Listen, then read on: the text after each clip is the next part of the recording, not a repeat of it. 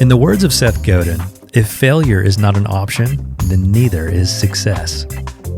Somehow, somewhere, in some or many ways, you will fail. It could be a hiccup in your business plan. It could be taking on too many roles and running yourself into the ground. It could be fear of growing too fast, creating a pseudo ceiling that you will perpetually bump into. It could be a global pandemic that brings commerce and global enterprise to a grinding halt and your inadequate ability to pivot. But that failure is not final. All of these minor and occasionally major failures are the things that guide us towards growth, renewed vision, and a deeper sense of purpose and focus. With these failures, we will have unique opportunities to grow. But this growth is not just in our business, it's personal. Your business can't grow unless you do. And it's not easy. It's hard. And of course, there are times you will want to give up. But now is not the time to throw in the towel. Keep going. Ship the work. It's time to rise to the occasion, do the work, and remember that people like us do things like this.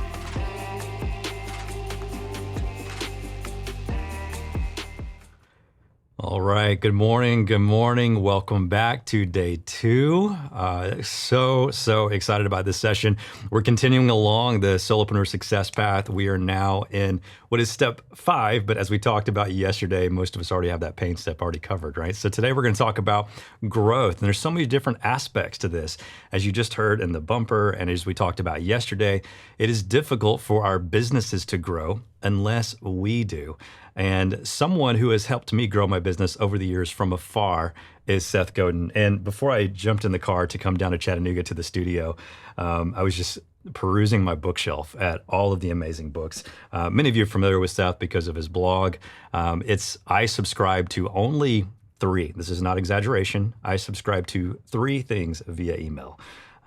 That come to me every single day and hit my inbox every single morning. And Seth's blog has been one of those for, I think, over 20 years now. And it started because of this book, Permission Marketing. I had to go back and see when was this book written, and I was going through it. It said 1999 in the beginning, and I was like, man, no wonder this man has had such a huge influence on not just my work, but really my life. In my opinion, when I read Seth's writing, it doesn't just apply to my business. He helps me find future understanding of what's coming down the pipeline in culture. He helps me become a better parent and a better husband, even though it feels like everyone thinks he's writing about business. He's just an incredible leader, and he's spoken in my life so much. And so the span between these two is that long, 22 years. And in between these two, there's been a ton of other books, 19 best-selling books over the course of those years. And so we're going to talk a lot about this today, but rather than me just tell you about how awesome he is, I just want to jump into it so you can see for yourself. You are already familiar with his work for many of you. If you are not, prepared to be amazed and inspired. Let's get started this morning with Seth Godin.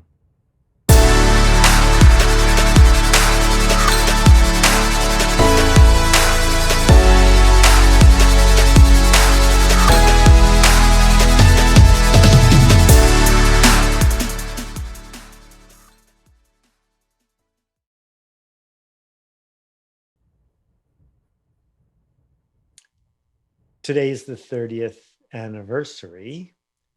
The phone rings. It's our biggest client on the phone. So I looked on my calendar. I think it was today, 30 years ago. At the time, I was pioneering the internet before the World Wide Web. We invented email marketing that was ethical and not spam-based. And our biggest client was AOL. And I had dozens and dozens and dozens of employees, most crammed into one room. And AOL was on the phone. And Audrey was screaming at me because it turned out that the email promotion that we were doing for AOL, we had accidentally sent an email from Arid Extra Dry Deodorant to every AOL user by mistake. And my heart just left my chest. It was horrible. And I promised all sorts of fixes. I called my tech guy and we spent a lot of time on it. And a week later, the next email went out. And the mistake happened again. And Audrey called again, and I said, Audrey, I don't know what to say. I'm getting on a plane. I'm going to fly down to Vienna, Virginia. I want to apologize face to face. I know how serious this is. And Audrey said, if you set foot on the AOL campus, I will have you arrested. And then she hung up the phone. And we turned around and we hired someone at great expense, being paid more than me or my head of tech, to fix this problem full time on our staff. At the time, in 1991, we needed 4 full-time people to do what you can do with MailChimp for $20. Welcome to the revolution. Revolutions destroy the perfect before they enable the impossible.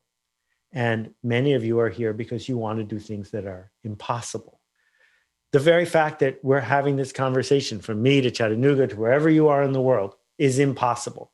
It is impossible for one person or a tiny team of people to build an entity at scale.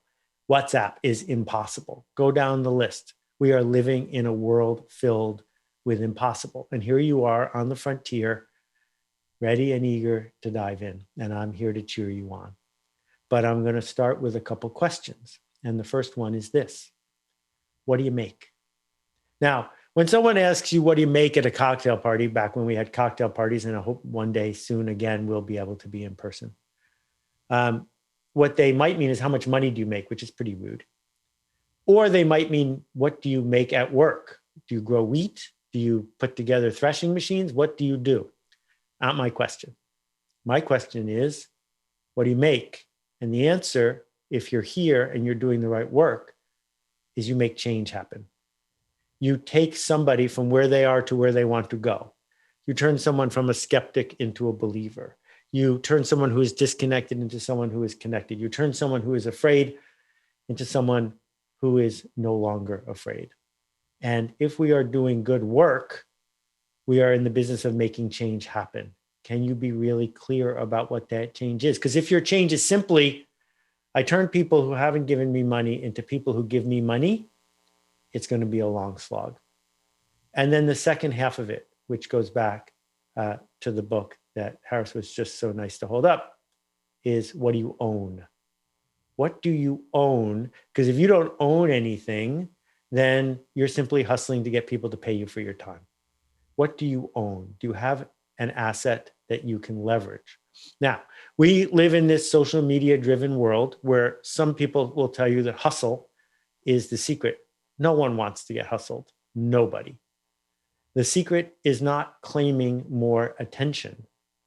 The secret is earning more trust. And too often we find people who are willing to burn trust to get attention. That's sort of the secret of faux vulnerable Twitter. Burn trust, because maybe you'll get a little bit of attention.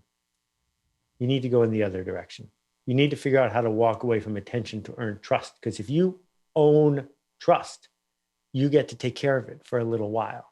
And having that trust gives you the ability to earn permission, the privilege of delivering anticipated, personal, and relevant messages to people who want to get them. Not spamming people, but being missed if you are gone. And so here we are in this extraordinary world for impresarios, which is a lot harder to spell than soloist. So I'll just stick with soloist. But the impresario is not an entrepreneur in the classical sense, building a business bigger than themselves that they're going to sell one day, figuring out how to hire more and more people so that you don't have any jobs to do, and is different than a freelancer.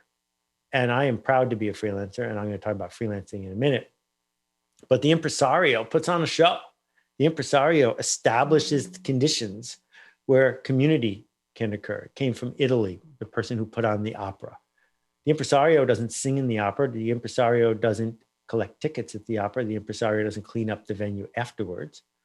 But if the impresario didn't exist, there'd be no opera. And so we're here, if we're acting as a soloist at scale, to create the conditions, the ecosystem, the environment where something might happen. And that's scary indeed. So let me just spend a minute to classify what I'm talking about with these 3 words. A freelancer gets paid when they work. A freelancer works with their own 2 hands. If you read a blog post from me, I wrote it.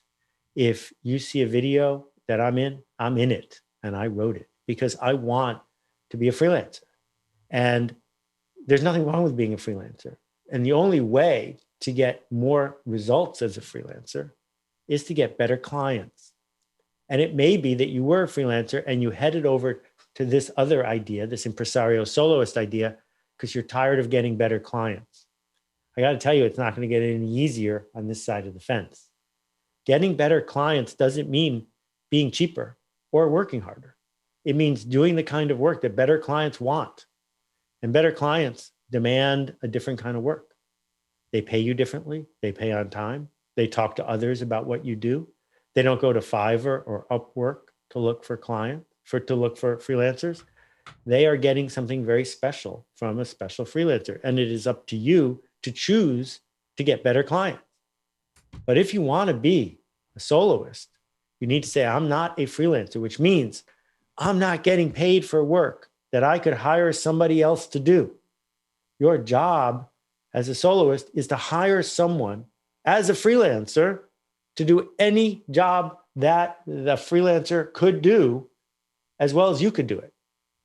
So that all that's left is to be on the hook. And being on the hook is the best place to be.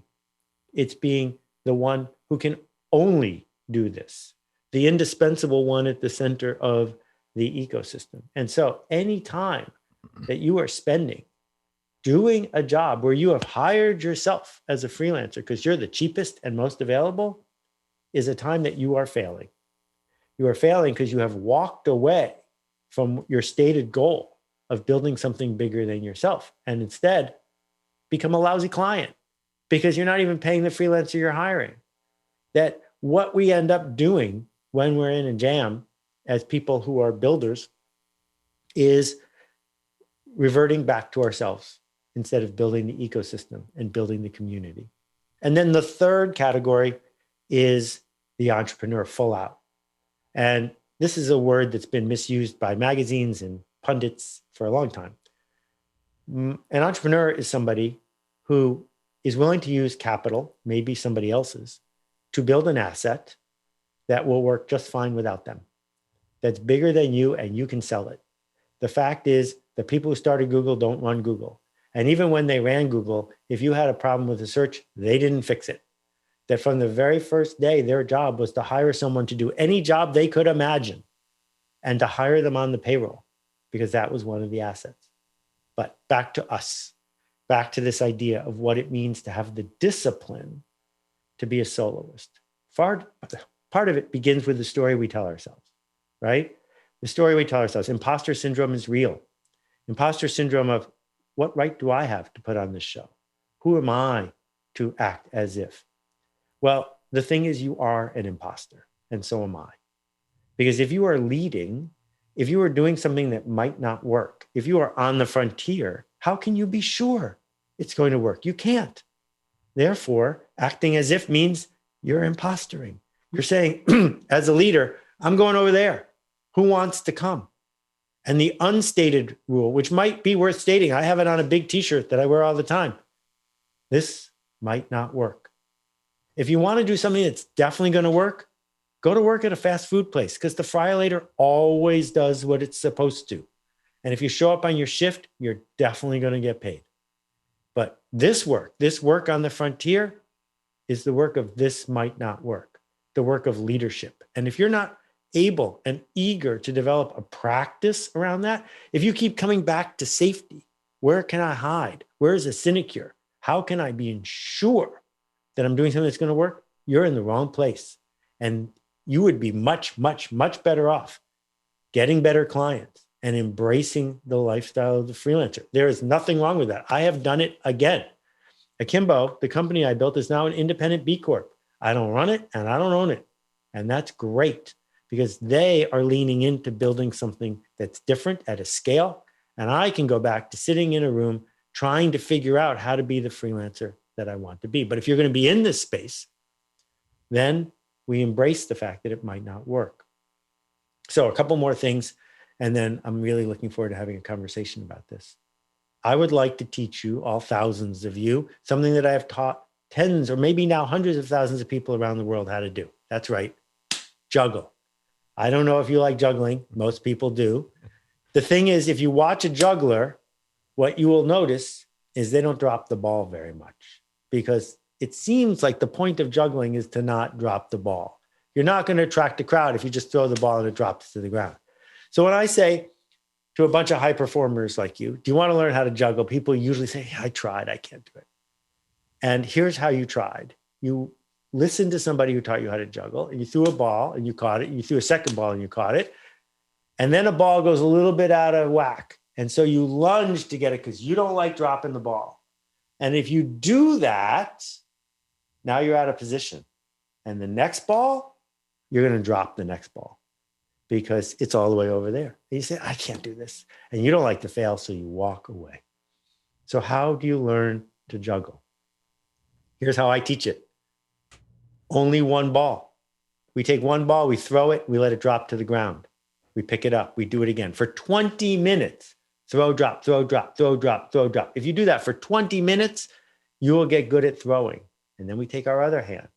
Throw, drop, 20 more minutes. Now you're good at throwing with the other hand.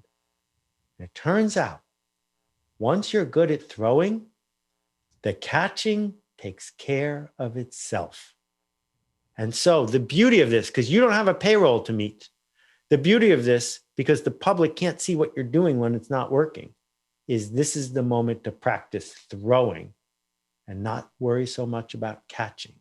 Because if you get good at throwing, the catches take care of themselves. So what we're talking about now is the overlap between strategy, understanding who it's for, what it's for, the change you seek to make, seeking out the smallest viable audience, the smallest group of people that if you served them, it would be enough. And then ignoring everybody else. That's all strategy. And then belief and the practice and realizing you're probably not that good at it yet because you're on the frontier, you're exploring. And so we have to practice. And we do that by practicing without attachment, putting it into the world, whether it works or not, seeing what works and doesn't, and then going back. I've written 8,500 blog posts. And what I decided 25 years ago is that tomorrow, Saturday, 2021, there would be another post on my blog. It will not be there because it's the best post I've ever written. It will be there because it's tomorrow.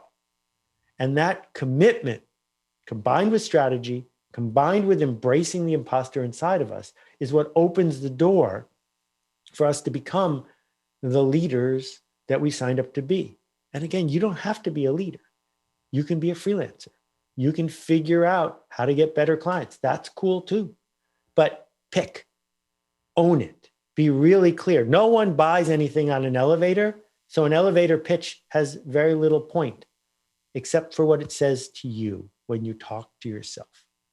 What change do I seek to make? Who am I trying to change? What will I own? How will I know if it's working? Is there a path from here to there? Has anyone ever been on a path like this? Or am I waiting for a miracle? Because if you can see a path and you can embrace a practice, you've got a shot. So last story I'm going to tell you is this. About 10 and a half years ago, I got invited to a really cool conference in Santa Fe. It was a secret conference. I got to bring my family with me, which was unusual. There were literal rock stars there and entrepreneurs and business people and playwrights. And the last night, they bring us out for the closing speaker. It's really cold. It's like 45 degrees. They give us all blankets. We head up onto this mesa. The sky is clear. The stars are out. It's pretty dark. It's really cold. And then we sit around the fire. And Neil Armstrong comes out to talk to us about the Apollo 11 mission. And he's standing in front of the big campfire telling us about his journey. And while he's talking, I think there was some advanced planning involved. While he's talking, the biggest full moon I've ever seen starts rising over his shoulder. And he stops and he turns and he says, I've been there. The thing is, there's footprints on the moon. And when you feel like you're all in and there's nowhere left to go outside and look up. and realize there's footprints on the moon, and realize that NASA did that, sent 3 brave people into space and brought them back safely, when the sum computing power of the entire institution was less than the phone in your pocket. And so, yeah, I had to build a giant email system, which was nothing compared to NASA putting people into space. And you for $20 can buy the domain, set up the system, be the impresario, and show up. And remember that there are footprints on the moon. We need your work. We need you to do things that matter, to own it, and to make things better. So thank you for this. Back to you. Let's chat. Oh man. Yeah, it's I got chills a little bit there when you told that story of him looking up going, yeah, I've been there. There's not many of us who can say that. You said something that I'm going to be a little selfish here because I know we're going to be able to take some audience questions here in a bit. So if you have a question for Seth, drop it into the Q&A or the chat. I'll try to keep an eye on both. But we're going to start with my questions since it's my conference. So what you said something there. You said hiring yourself because you're cheaper. That stung a little bit. So that reaction that I had to you saying that, what does that likely mean for me? Unpack that idea a little bit more. Oh yeah, it's everything, right? If I could only have one sentence today, that would probably be it. Think of how hard it would have been on the prairie of Oklahoma in 1814 to hire anybody to do anything. So self-reliance, you need a fence, go build a fence. Today, well, you didn't build almost anything in your life. You didn't build your phone, you didn't build your house, you didn't build, and go on and on and on. And then we get to work and we say, I'm going to get X number of hours at work today.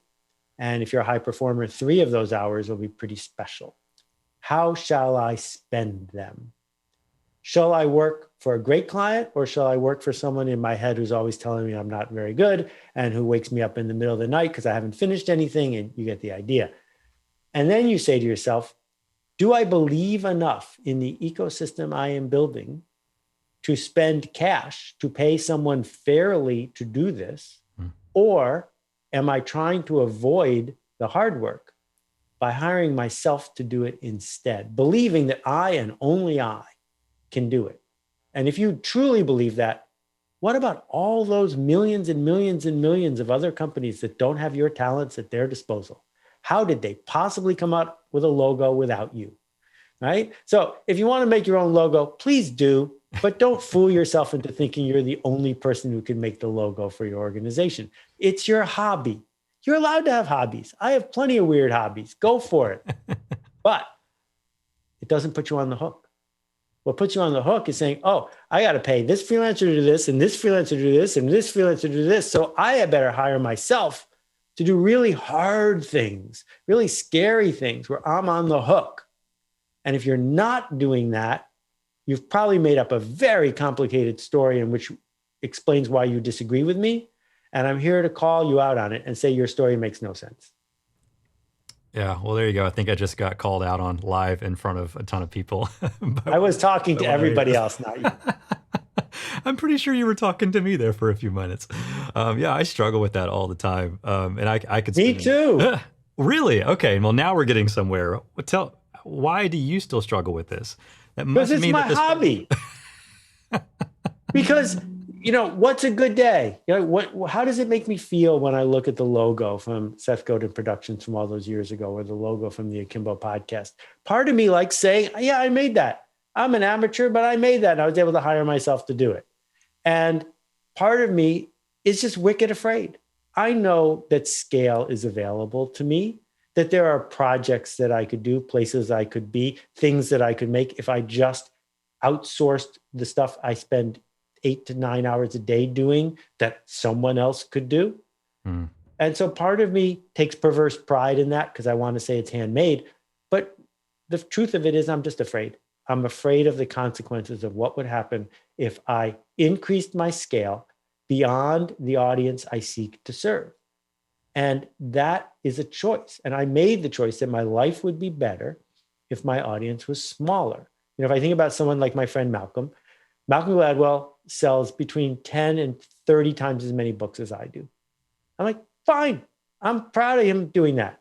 I don't want to do that because that would mean I would write a different kind of thing in a different kind of way and show up in the world in a different kind of way. And I could have built a podcast company. I could have done more stuff with my podcast. I don't want to because the scale that would come with that wouldn't make my life better. Just like more altitude doesn't make a plane fly better. At some point, you can make the decision, I'm at a good altitude. Now, what I'm trying to say is if you are frustrated because you're not at the altitude you want to be, that's a different question, which is how do I get rid of my frustration? And the answer is stop having hobbies where you hire yourself during working hours. Man, that's so good. So good. I'm wrestling with all that in real time, going through my days going, okay. And what's interesting is that your journey is probably opposite, I think, than most. That's probably changing, I think, over the last few years, but most people may start as a freelancer or a hobby or have a side hustle. And then eventually they get to the point where it's like, okay, I want to scale this a little bit. Maybe they become a solopreneur and then they go raise capital so they can do things at a much bigger scale. And I don't know what your career looked like before founding. Well, I'll show you. Hold on. Okay.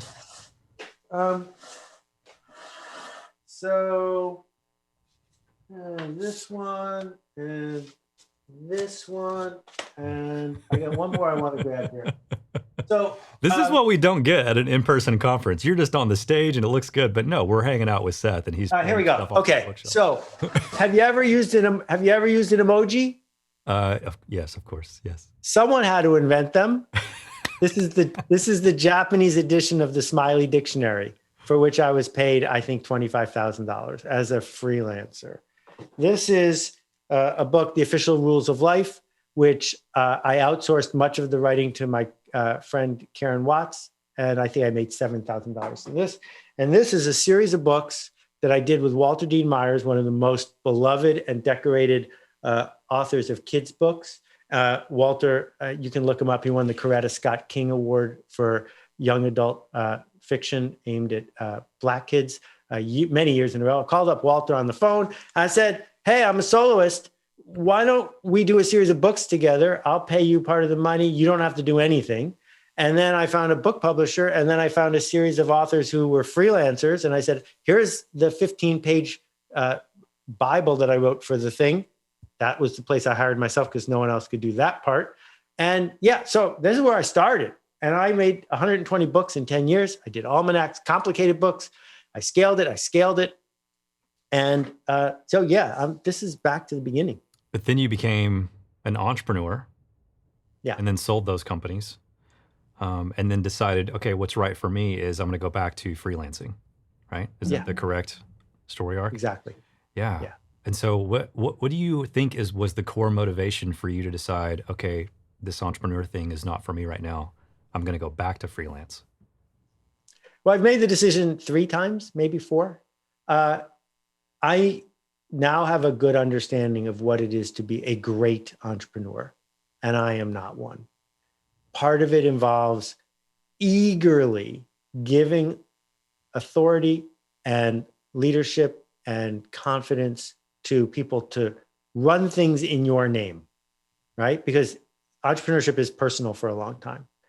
Part of it is being able to have colleagues and employees and telling employees what to do because that's what they signed up for. Mm-hmm. That I've always wanted to run a studio with colleagues, but I've never wanted to have employees. I don't like telling people what to do. And I could see that was causing me to fail. That, we were Fred Wilson and Jerry Colonna's first investment at Flatiron, which was the big venture firm in New York. Mm-hmm. And so we were right there next to Yahoo and all the other fancy internet companies. But the people who run those companies didn't care as much as I did. And so they were willing to get to scale. They were willing to lean out of the boat in ways that I wasn't willing to do. And so they ended up building multi-billion-dollar companies and not me. Yogadon was a huge success, and it has spurred the multi-billion-dollar industry of email marketing. But I didn't want to run MailChimp, and I get that. And so I'd rather do something that fuels me and that fills my day with the kind of work that I want to do. Yeah. Yeah.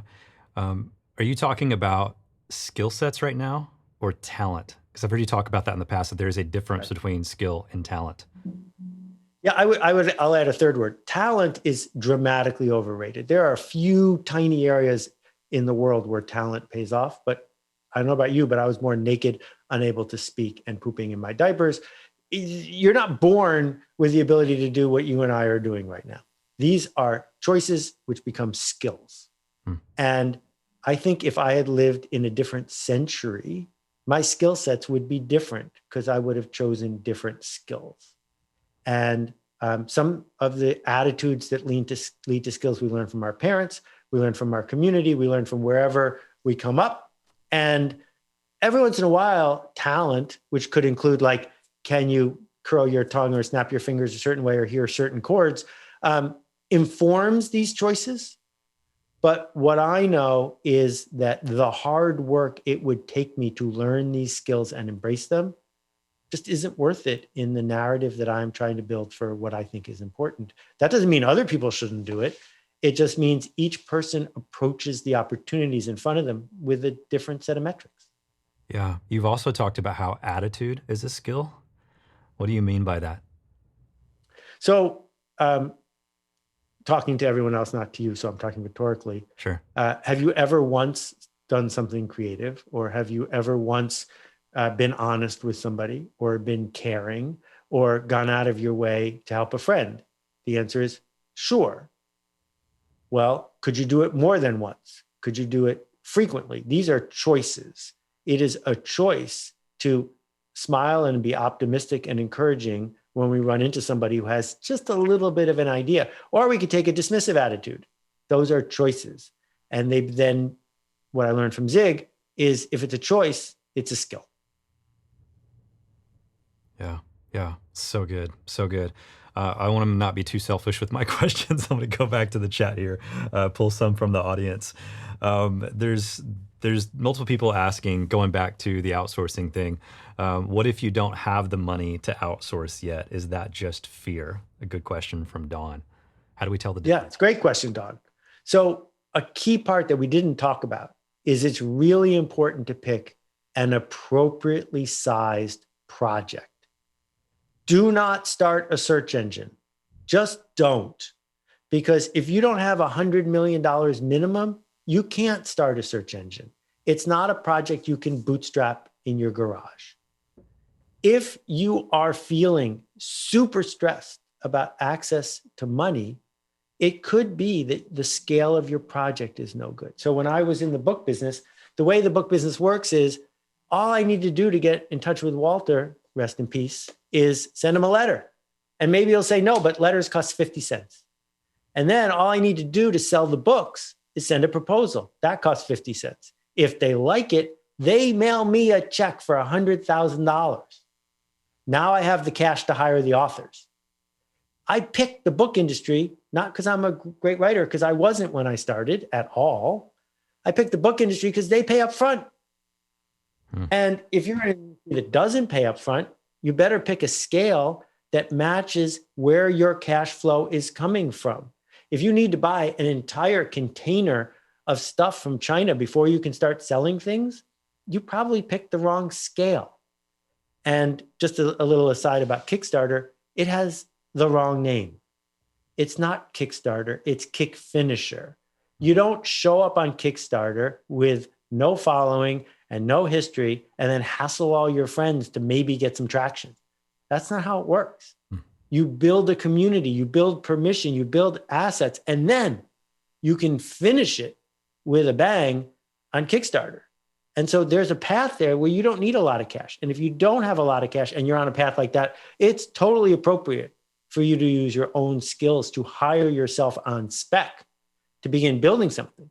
What I'm getting at is there's only 40 hours of that available to you for free a week, and you still have to pay your rent. If you need to build something bigger than that, you're going to need cash flow or a partner to pay other people. So if you're already paying 3 freelancers, pay 4, and then free yourself up all day to be the impresario you could be.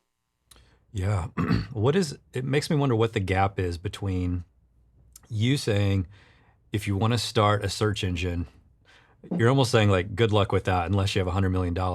And yet previously you're saying, yeah, I got to watch Neil Armstrong look up at the moon and go, I've been there. And yet probably the people who had the audacity to look up at the moon and go, I wonder if we can go there, are the same people who are like, is it possible to start a new search engine? What is the gap between, I guess, that possibility and impossibility? When do we look at an idea and go, it's just impossible, let's just accept the reality? And when do we set reality aside to chase something that feels like a really big stretch? What we call somebody who wants to do aeronautical engineering and rocket science, who insists on doing it on their own, bootstrapped in their garage, is a nut. That person, if they really want to do that work, needs to go to Houston and get a job at NASA. And we wouldn't have made it to the moon if it weren't for a confluence of public relations events that happened in the early 1960s involving the Berlin blockade, Alan Shepard, and a whole bunch of things that just fell in the right direction that led John F. Kennedy, without consulting very many people at all, to announce that they were going to spend a fortune on this. And now aeronautical engineers have a job path. But using Elon Musk as a role model for anything is a giant mistake. Because first of all, before he started Tesla, he was richer than God. That money has not been a barrier. If we look at the history of PayPal, and there's, if you look at what Reid Hoffman did there, PayPal was a week away from complete bankruptcy. And it was only when Reid figured out how to pivot the thing, and then a lucky break with eBay, et cetera, that PayPal became PayPal. For the people on this call, if you want to do that kind of moonshot, I'm not going to talk you out of it. I'm just saying, please don't also expect that the ride forward will be straightforward or will reward your time appropriately. It probably won't. And what I learned, in 1986, when I went out on my own, is simple. If you run out of money, you got to get a job as a bank teller. And I really didn't want to get a job as a bank teller. So rule number one was don't take a nap, because when you work at home on your own, once you take one nap, you're in the nap lifestyle. And rule number two, don't run out of money. And that mindset is why the first book I sold with Chip Conley, the Chip Conley, in 1986, we got $5,000 for it. And we had to split it. But it kept us from running out of money for 6 more weeks, 8 more weeks. And then I got enough window to do it again and do it again and do it again. So we've been seduced by the magazines and especially by social media into only seeing the best moments of every single person's life. Oh, that's available to me if I just law of attraction and nonsense like that. No, that's not how the universe works. The universe doesn't actually know how hard you're working. What is an opportunity is there are people with problems right next to you.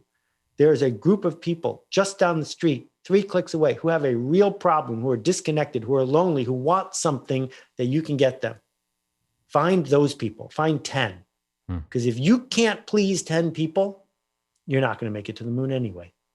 Yeah. It's so good. There's a question that came up in the chat here, and it came up in a Facebook group a couple weeks ago. It came up in a Q&A last night. And that is that it's a lot of it, the narrative, I should say, around the word coach. And so Marissa's question specifically is, with everything being answerable and figure outable through the power of the internet, what is the true role of the coach? And I think it kind of piggybacks on what you were just saying, because it feels like we need coaches, but yet it feels like maybe it's just my perception, but you probably don't do lots of scrolling on an Instagram feed like a lot of us do. You've avoided that somehow. But when we do, there's lots of shiny pictures of fancy coaches driving nice cars and saying, you can have this too. Really good highlight reels, right? So Marissa has a great question. What is the true role of the coach? But feel free just to speak to anything about this rise and what it means to be coach. Yeah, no, this is a great point. There's an interview I did with Martha Beck last week, and I asked her this question. I said, why is there such a gap between the fact that we have more information on every topic, including development online, and yet more people feel stuck than ever before? Where's the knowing doing gap? And I think a good coach can show up right in the center of that gap, because the coach, any decent coach, is not telling you anything you do not already know. And that's one of the reasons I do no coaching and never have, because I can't tell you anything you don't already know. But they hold us accountable in the sense that we know deep down we're going to have to say to somebody who we are paying money to, I'm afraid I didn't do it. And it becomes that clear. So I am in favor of coaches. I don't think expensive coaches are better than cheap coaches at all. And I think hiring a coach who has a fancy car is foolish. That what you're looking for is someone who is focused enough to see you and to know that you will know that you are being seen. And then you can stop bluffing, because bluffing wastes an enormous amount of time. If you don't want to do this work, just don't do it. Do something else. You're talented and motivated and skilled. Do something else. But if you want to do this work, own it. For me, my coach was my Zig Ziglar goals planner. And I used it every single day for a year. And there in writing, right in front of me, I had written down what I was going to do and when I was going to do it. And at the end of the day, if I hadn't done it, I had to write down, I did not do this today because I was afraid.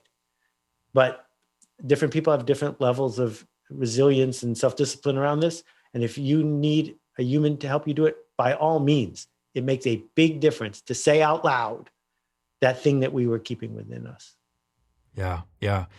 So much of what we've been talking about is from this book, The Practice. And I can't help but go back to this book for a second, because so much of what we've been talking about over the last day has been about how do we build better relationships with our customers? How do we nurture those relationships? And right here on the cover, turning strangers into friends and friends into customers. I know this book is over 20 years old, but why does it seem like in modern marketing that we experience, how is the world still not following these principles? Can you help us understand why? Yeah, I mean, of course, as the author, it's sort of heartbreaking, but here you go. Most of the people on this call do not remember what it was like to sit down in 1976 and watch television. In 1976, there were only 3 things to watch in the United States. 3. And when you went to school tomorrow, there was a great chance that everyone you knew had watched the same thing you watched. Attention was cheap to farm. That television was the greatest bargain in the history of marketing. And so from 1960 to 1990, if you just bought a lot of ads, you were going to do fine. The whole myth of Mad Men is it didn't matter if the ads were good. You just had to buy a lot of ads and you would be fine. And so many of the successful players in our world grew up believing that attention is cheap to farm. And when the internet shows up and fractures all of that, there is no center of the internet. There is no homepage. You know, when I was a VP at Yahoo, the homepage of Yahoo was sold out a year and a half in advance. Not because it worked, but because you could tell your boss you had bought the internet. Can't do that anymore. And so selfish, narcissistic, short-term marketers, impatient at the fact that attention isn't theirs anymore, are spamming us. They're spamming us by following us around with shoe ads, site to site. They're spamming us by secretly watching what we're doing on Facebook. You get the idea. They're stealing attention. And attention has been micro-sliced. While we've been talking, people have been checking their email, looking at this ad, doing this other thing. I can see from here, right? And it's exhausting us, and it's dramatically decreasing effectiveness. When I was running Yoyodyne, we had a 75% open rate for our emails and a 36% response rate. If you did that today, they would make you the king of Bolivia. That's impossible today. And so the thing that's going on is that frustrated, selfish marketers say, just tell me how to grab more attention. I don't care who I hurt. And a few are treasuring the permission that they get. And it doesn't matter whether you like Amazon or not. The fact is Amazon only has one asset for their retail stores. It's not their fulfillment centers, and it's not their software. You could copy both of those for not very much money. The asset that they have is that people give Amazon the benefit of the doubt. They give Amazon their attention when Amazon whispers to them. Amazon doesn't need an ad campaign because 100 million people are listening to them whisper every day. That's permission marketing. And so point to me some successful long-term ventures, and I will show you where they have earned permission. And yet the masses of marketers who are happy to send $100 to Google, happy to break the rules at MailChimp and spam people, they're the ones we keep hearing from. So that's why the book still matters. Yeah, it absolutely matters. We have to learn to do better. And to be honest, you're kind of getting at some of the heart of why I felt so led to start a new community for solopreneurs. Because when you look at the landscape of any form of entrepreneurship, regardless of the labels and the semantics and all that, it feels like solopreneurs really are born out of some sort of pain that they've experienced in the world, a problem that they see that they want to solve, a mess that they feel like they've in, and then they end up turning that mess into a message. I know that sounds a very cliche way of saying No, it's that. good. It's good. And so therefore they tend to be very purpose driven. They often remind me like, man, you could easily choose a B Corp as an entity. You could turn your solopreneurship thing into a nonprofit because it is so mission minded. And so I want to get to Tamim's question. Tamim, I hope I'm pronouncing that correctly, because he kind of echoes the idea. He said, Karl Marx said, capitalism is searching for its highest return, which means big fish will eat up small fish at the end. Then what's the future for solopreneurs against big businesses? And I'll piggyback on that. Are we in a season, are we in an era, do we have an economy that is sort of primed for the solopreneur more now than ever before? What are your thoughts? Well, I never let a good Karl Marx quote go to waste. He said a lot of good quotes. Here's the deal. The first thing is in 1999, right after the book came out, Walmart hired me to come give a speech. No, it wasn't 99. Go back. Yeah, 1999. And I show up at Walmart's headquarters for their digital division, and there's a big sign, and it says, you can't out Amazon Amazon. 22 years ago, Walmart decided not to compete with Amazon. If you are trying to build a business that competes with a giant company on their terms, you have made a giant mistake. Don't do that. But, huge but number one, almost every job created in the United States in the last 20 years has not been created by a Fortune 100 company.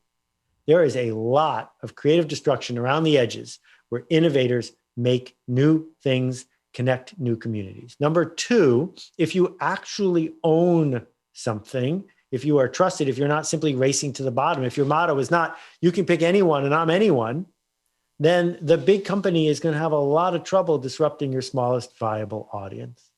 And number three is big companies usually lack creativity, but have pocketbooks. And if you want to sell your company, it's not you, it's your company. Go ahead and sell it, and then you get to do it again. So yeah, capitalism is voracious. It is always hunting for a simple number. You don't have to play by those rules if you don't want to, but what you have to accept is that if you're not serving people with something they can't get cheaper from a big company, they're going to switch. And it doesn't feel right, but it's true. And you are doing the same thing. In your personal life, you're making the same choices. You know, in the Freelancers Workshop, we'll often hear from people who whine about the fact that people won't pay them to do the work. And I said, well, what freelancers have you hired? And when you hire a freelancer, how are you deciding how much to pay them? Because deep down, if it's all the same, if people have taught us it's all the same, we want the cheapest one. So that means the work you have to do is to find a small group of people who know you're worth paying extra for. That's so good. So good. Okay. I know we're running short on minutes here, but I want to finish on one of my favorite, it's not a line. I hate to call it a line. It belittles it. But something I consistently hear you say in every interview that I devour, every book that I read, and that is that people like us do things like this. When you think about that idea with this community of solopreneurs in mind, what do you want them to hear? What do you want them to know? Okay, well, first, I have no idea what your connection going forward with the community is. If they can buy membership from you, they should. Community is important. Being part of this circle and paying for it is worth it. When I think of the shifts in my life, whether it's the Silicon Valley people I hung out with for a while or the TED people I hung out with for a while, being part of a group of people like us is the fuel to not only make you smarter, but to make you more resilient.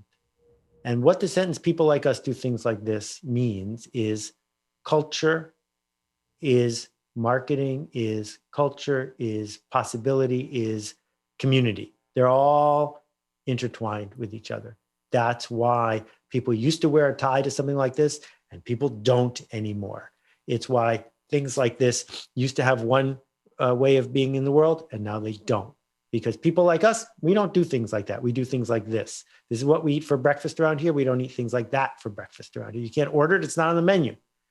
If you understand who the people like us are, and this is not about avoiding diversity. Diversity and inclusion actually makes people like us better, because bringing new voices into the room makes us more resilient, more able to serve the people we want to serve. But we first have to know who the people are and what the things like this are before we can change them and make them better. And so when you start building a customer base, when you start figuring out who you're serving, when you start figuring out what your culture is like, you need to determine what it's like. What do you do with a freelancer who does a shortcut at the expense of a consumer? Well, if it works, do you say, well, I'll just live with it? Because you've just decided what people like us do. Mm-hmm. Where do you draw the line? What do you stand for? People like us do things like this. Yeah, indeed they do. Sometimes being what I will now say also an impresario, I went down a rabbit hole. You did a whole, was it like a workshop in New York? This was years ago, I guess, where people could come and hear you talk about it. It was like a whole thing on just being an impresario. And I'd never heard that word before. And so I watched and consumed all that content. And I was like, that is what I do on a regular basis between this conference, which is totally new, and Story Conference and the tours that we do. And there are times when you're producing and designing an experience like this that it is exhausting, you're worn out, and you're going, this is probably why Seth Godin has chosen the path of being a freelancer. This is really hard.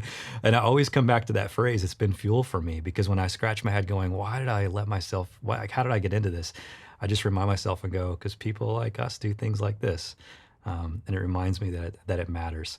And as much as I want to ask you to confirm that I didn't ask you to plug and say, hey, if there's a chance to join anything or pay for anything, make sure that you do that.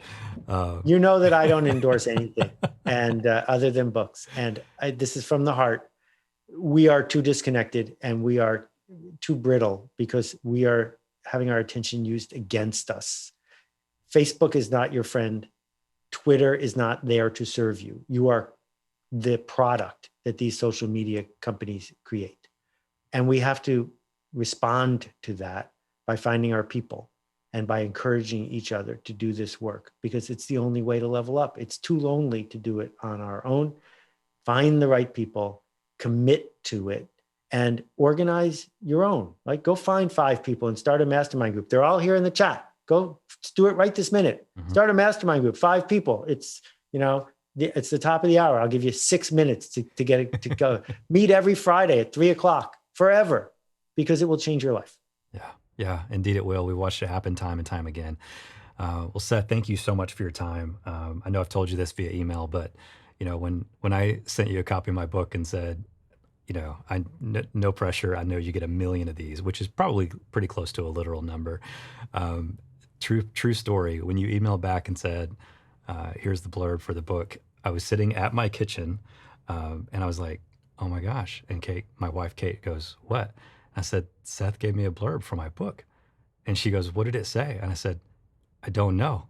And the reason I said I don't know is because on my phone, it just showed me the top line. And the top line just simply said, Harris, I'm blown away by this. And I couldn't read any further. And it just reminds me of the importance of whether it's community, but also simultaneously making sure that you're reading, that you're studying, that you're improving yourself. That is that an inappropriate word, to find a hero, to find someone that you're constantly striving to learn from and follow in the footsteps of?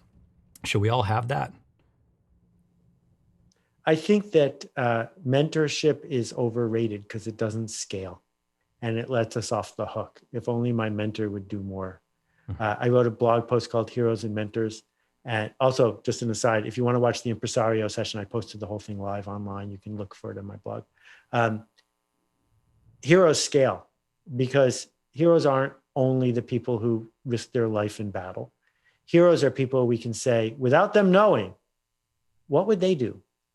They're a model in this space, right? You don't necessarily need to do what Warren Buffett would do Sunday morning, but you can decide in this moment when I'm investing my money, what would Warren do? He's going to be my hero in this space or this space or this space or this space. Mm-hmm. So I'm honored and quite touched if my role model has helped you, but you have produced significantly more value than I could have imagined if I were in your shoes. And if there's a whole bunch of people like you doing that, that multiplier effect makes it easy for me to go to work tomorrow. Yeah, the ripple effect is strong. Well, thank you. Let's just finish this session with just a moment of gratitude. Thank you so much for the way that you show up in the world, the way that you sit down, and I don't know how you write every single day the way that you do, but the blog is an inspiration to me. The book's an inspiration to me.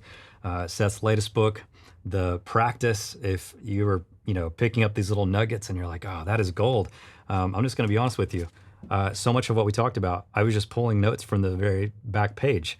That's these lines. The very back page says, skill is not the same as talent.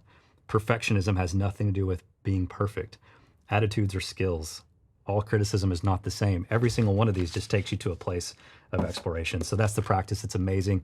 I devour every single book he writes. And so I think it goes without saying. And there's a ton of books between these two books, and they're all incredible. Tribe, Purple Cow, so many favorites. Seth, thank you so much for your time. I know some of us get to spend some more time. We'll get you on screen and asking some questions, but thank you. Appreciate you joining us for SoloCon. Terrific. Go make a ruckus, everybody. Be well. All right, everyone. That is the first session of day 2 of SoloCon. Devoted an entire session to just with Seth. You can see why. Thanks for getting up and hanging out with us here on the platform. You got a short break and then breakout start. Again, we've got lots of workshops happening on a variety of topics. So make sure you check out the workshop guide. You can go to solocon.com/workshops and review all those. Breakout sessions happening back to back today before we're back in here on the main stage after lunch. The reason why we're doing that is yesterday was filled with tons of inspiration. As you can tell already, today is not going to be short on inspiration, but we want to equip you with these tangible skill sets. So if you want to take the stuff that we were talking about and figure out, okay, how do I put that to work? How do I embrace this idea of permission marketing, of turning strangers into friends? Take the sort of fuel and motivation, inspiration out of these types of conversations, and then choose workshops and breakouts throughout the course of the day today to turn those feelings, that inspiration, and tactile skills to help you grow your business. I will see you again very soon. Enjoy the rest of your day.